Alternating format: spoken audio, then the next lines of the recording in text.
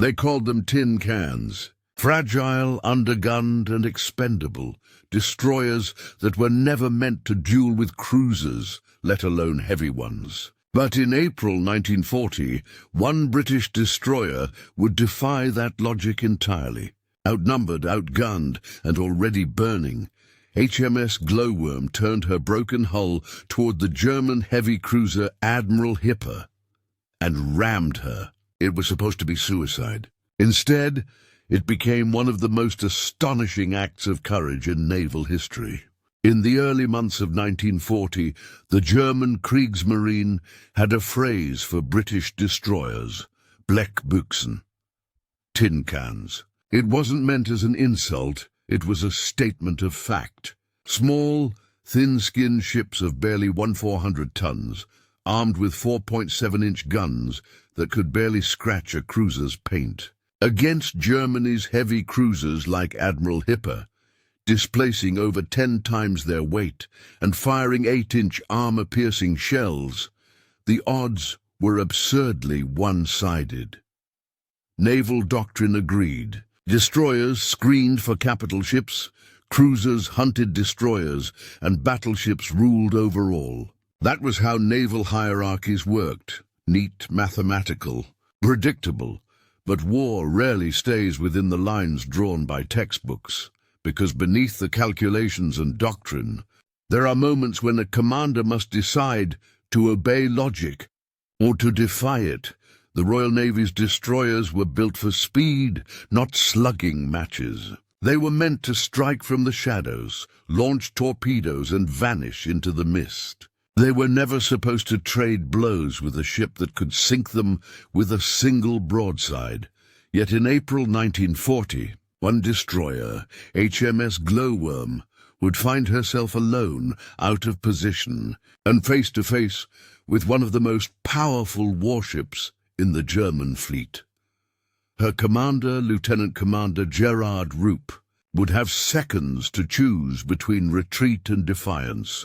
The Germans laughed when they called British destroyers tin cans. But in the freezing waters off Norway, they would learn that sometimes even a tin can bite through steel. Lieutenant Commander Gerard Broadmead Rupp wasn't a man who sought heroism. At 35, he'd spent most of his life in the Royal Navy, steady, competent, and respected. He wasn't the kind of officer who delivered grand speeches or craved medals. He was the kind who followed orders, looked after his crew, and made the right decisions quietly. In early April 1940, his ship, HMS Glowworm, was part of the 1st Destroyer Flotilla, operating from Scapa Flow in the bleak northern reaches of Scotland. Their mission was routine: to escort convoys, lay mines along the Norwegian coast, and patrol the iron routes that fed Germany's war machine. It was the kind of thankless, grinding work destroyer crews came to know well. Endless grey horizons, bitter winds, and the constant roar of the North Sea. But that week, something was different. British intelligence had begun intercepting fragments of German communications. There was movement, large-scale, coordinated and ominous. The Kriegsmarine was preparing for something big. No one yet knew it was Operation Weserübung, the full-scale invasion of Norway and Denmark. On April 6th, Glowworm set out with HMS Renown and other destroyers to lay mines near Vestfjord, north of Trondheim. The seas were already turning violent. Spray froze on railings, and visibility dropped to yards. Even standing on deck was dangerous. One wrong step, and the sea could claim you in an instant. By April 7th, the storm was at its peak. Waves crashed over the bow like walls of black glass, and the ship rolled so hard that every unsecured object became a weapon. Somewhere amid that chaos, fate made its first move. A sailor was swept overboard. One moment he was there, the next gone into the freezing grey. The shout came instantly, "Man overboard!" Every man on deck froze. In those temperatures, a human body had minutes at most. 6 degrees Celsius water meant hypothermia in 10 minutes, unconsciousness in 15. The sea didn't forgive mistakes out here. Roop faced a choice no commander ever wants. Do you hold formation, protecting your mission and your fleet? Or turn back alone into a storm that could tear your ship apart, to search for one man you'll probably never find? Doctrine was clear. You stay with the fleet. The mission always came first. But Roop didn't hesitate. He ordered Glowworm to turn around. The destroyer heeled over into the wind, her bow smashing through monstrous waves, searchlights cutting through sheets of rain. For hours, the crew scanned the black water, eyes straining, voices hoarse from shouting into the storm. They found nothing, only the merciless sea. By dawn, April 8th, the reality was clear. The man was gone, claimed by the North Sea. Roop gave the order to abandon the search and rejoin the fleet. But the storm had pushed Glowworm far off course, scattered, alone, and now dangerously close to Norwegian waters. He didn't know it yet, but that single act of humanity, turning back for a lost sailor, had placed his ship directly in the path of the German invasion force. At 8 a.m., lookouts sighted 2 dark shapes emerging through the fog ahead. Warships. The silhouettes were sharp and modern, long, lean destroyers flying the German naval ensign. Z11 Bernd von Arnim and Z18 Hans Lüdemann. Both were part of the escort for the heavy cruiser Admiral Hipper. Roop didn't know that. Not yet. He saw only 2 enemy destroyers steaming fast, closing in. He ordered battle stations. Sirens wailed through the ship, and men sprinted to their posts. Gun crews loaded shells. Torpedo men checked firing circuits. Then came the moment that would decide everything. To engage or to run. Roop knew he couldn't outrun both. But he also knew this sighting meant something vital. The Germans were here, in force. That intelligence alone could alter British strategy across Norway. He ordered his radio operator to transmit, "Enemy destroyers sighted. Position 64 degrees north, 5 degrees east." The message went out. The Kriegsmarine would now know they'd been discovered. The German destroyers opened fire first. Water erupted around Glowworm, plumes of spray rising taller than her masts. The British guns roared back, 4.7-inch shells spitting orange fire into the grey. It was a running battle, violent and chaotic, the kind of close-range, high-speed dual-destroyer crews trained for but rarely survived. Roop manoeuvred brilliantly, using smoke and sharp turns to throw off German aim. The sea itself seemed to join the fight, spray, fog, and waves breaking visibility with every roll. For 20 furious minutes, Glowworm fought 2 enemies alone in the storm. Then, as the smoke cleared, Roop saw something else through the haze, a new silhouette, vast and towering, not a destroyer, not even close. It was Admiral Hipper, and HMS Glowworm, the tin can, had just stumbled upon a steel monster.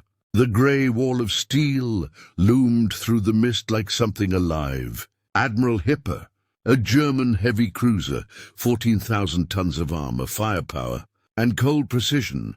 Her guns, 8 8-inch monsters housed in 4 twin turrets, could hurl 270-pound shells over 16 miles. Her armor belt was thicker than Glowworm's entire hull plating, and she was fast, capable of 32 knots, her turbines humming with mechanical confidence. In that instant, Lieutenant Commander Roop understood the truth. This wasn't a fight. It was an execution. Every piece of naval logic said the same thing. Run, but running was pointless. In these seas, in this visibility, Admiral Hipper could still overtake her prey with ease. There was nowhere to go. The first salvo came from over 10,000 yards. A sound like tearing sky, followed by columns of water towering above Glowworm's deck. The next volley walked closer. The third found the range.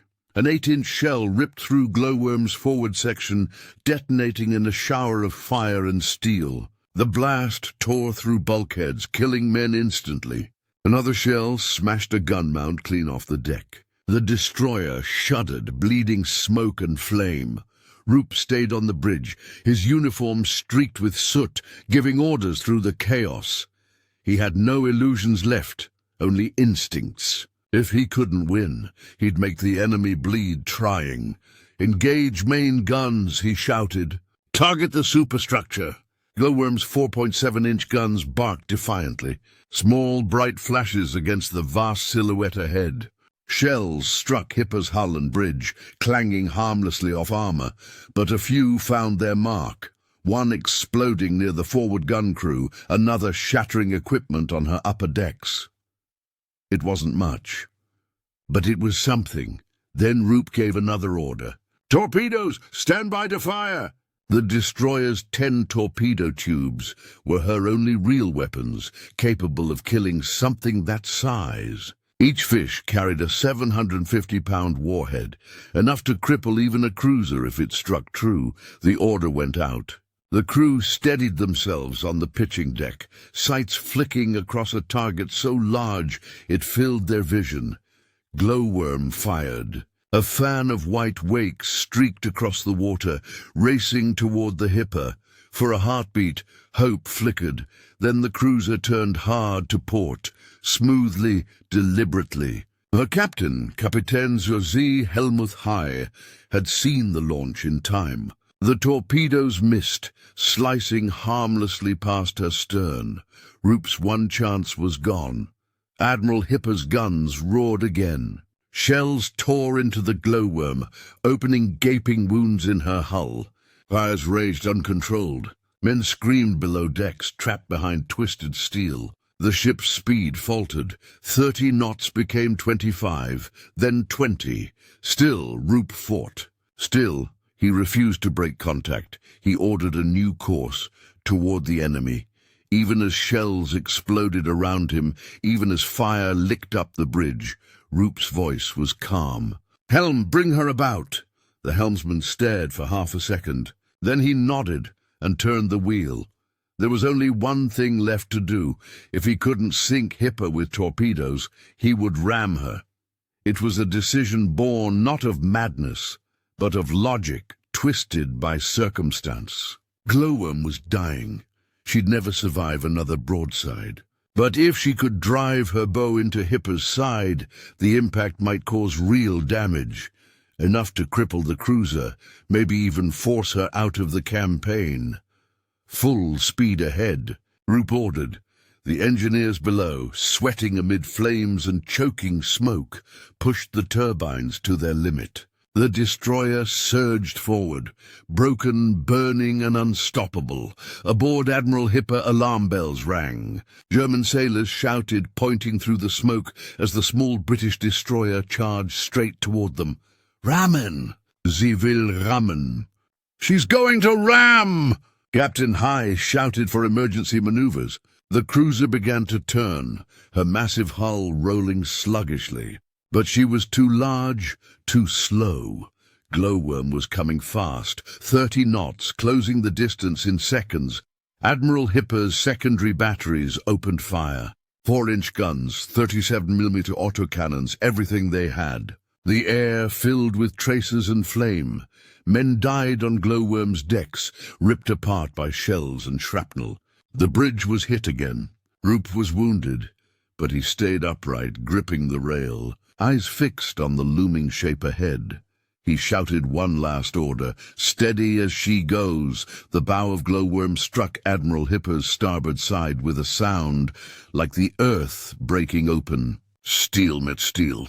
The destroyer's anchor bit deep into the German hull, tearing a long, jagged wound.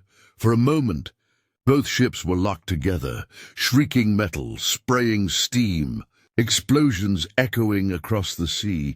Then they tore apart. Glowworm's bow was gone, crushed flat, her hull buckled and flooding fast. But Hipper was wounded too. A 130-foot gash ran along her starboard side, below the waterline. Compartments flooded instantly. Her list grew, 5 degrees, then 7. The tin can had drawn blood. Roop's ship was finished. Fire engulfed her from bow to stern, explosions rocking her as the sea poured in. At 09:25, he gave the order to abandon ship. Men stumbled to the rails, jumping into the freezing water. Many were already too weak, too wounded, or too cold to survive more than minutes. Roop stayed until the end. When the order was carried out, Glowworm was listing heavily, her stern lifting as the sea swallowed her. At 09:30, she capsized and sank, her propellers still spinning as the North Sea closed over her. Silence followed. Smoke, fire, and wreckage drifted on the waves. Above it all, the German heavy cruiser, scarred, listing, and stunned, came to a halt. Captain High stood on the bridge, watching the spot where Glowworm had vanished. He could have steamed on, left the British sailors to die in the icy water. That's what the war demanded. Instead, he gave a different order. Heave to. Begin rescue operations. And as the crew of Admiral Hipper threw ropes and lifeboats to their enemies, the legend of HMS Glowworm and her commander who refused to surrender began to take shape in the freezing grey dawn. Steel. Among it floated the men of HMS Glowworm, hundreds at first, then fewer and fewer as the minutes dragged on. The North Sea was 6 degrees above freezing. No human body could survive long. Even those who'd managed to grab floating wreckage were already numb, their limbs stiff, their breath slowing. From the bridge of Admiral Hipper, Captain Zur See Helmuth High watched silently. Smoke still poured from his own ship's hull, the long wound cut by the destroyer's ram, flooding compartments below. His crew had damage control parties racing through the decks, sealing bulkheads and fighting fires. He should have been focused on survival. His own ship was in real danger. But High wasn't looking at the gauges or the reports. He was looking at the men in the water. His first officer approached, waiting for orders. Hay didn't hesitate. "Stop engines! Lower boats! Rescue survivors!" The officer blinked. Sir, the sea is rough. Rescue them," High repeated. His voice was quiet, final, and so the order went out. German sailors, many still shaken from battle, rushed to the rails, throwing ropes, lifebuoys, anything that would float. They lowered lifeboats and went out into the freezing water themselves, risking their own lives for the men who had tried to kill them minutes earlier. They pulled the first survivor aboard at 09:45, then another, and another. Some were unconscious, faces pale as marble. Some were crying. Some couldn't even speak, their mouths too cold to form words. But others looked up in disbelief, seeing the swastika flag flying above the ship that was now saving them. One British sailor later said, "We couldn't understand it. We thought they'd leave us, but they didn't. By the time the last man was hauled aboard, only 31 survivors remained from a crew of 149. Lieutenant Commander Gerard Roop was among them, barely. He had been thrown into the water when Glowworm capsized, fighting the waves as best he could. Somehow he had clung to a piece of floating debris long enough for the Germans to spot him. 2 sailors from Hipper hauled him up, soaked, bleeding, exhausted. When he reached the deck, those who saw him would never forget what happened next. The German crew, the very men whose ship he had rammed, stood at attention as he was carried aboard. Captain High came down from the bridge and met him personally. Accounts differ slightly on what was said, but the meaning never changed. Hay saluted him. He reportedly said something like, "You fought gallantly. You are a brave man." Roop, still coughing up seawater, tried to respond. Some said he simply nodded. Others recalled him whispering, "Thank you." He was given medical attention immediately, wrapped in blankets and brought below. But the damage was too severe. He had lost too much blood. His lungs were full of seawater. By midday, Lieutenant Commander Roop, the man who had taken a destroyer into battle against a heavy cruiser, was dead. Captain High ordered that he be buried at sea with full naval honors. The German crew assembled on deck as his body, wrapped in the Union Jack, was committed to the ocean. The Kriegsmarine band played solemnly as the North Sea took him, and then, in an act almost unthinkable amid the savagery of 1940, Hay sat down and wrote a letter. It was addressed to the British authorities through the Red Cross. In it, he described the battle in full detail. He told them about Roop's bravery, about how Glowworm had fought against impossible odds, about the courage and composure of her captain and crew. He ended the letter with a statement that would echo through history. In my opinion, this officer and his ship fought in the most gallant manner possible. That letter, written by an enemy, carried across front lines, and verified by multiple sources, became one of the most remarkable documents of the war.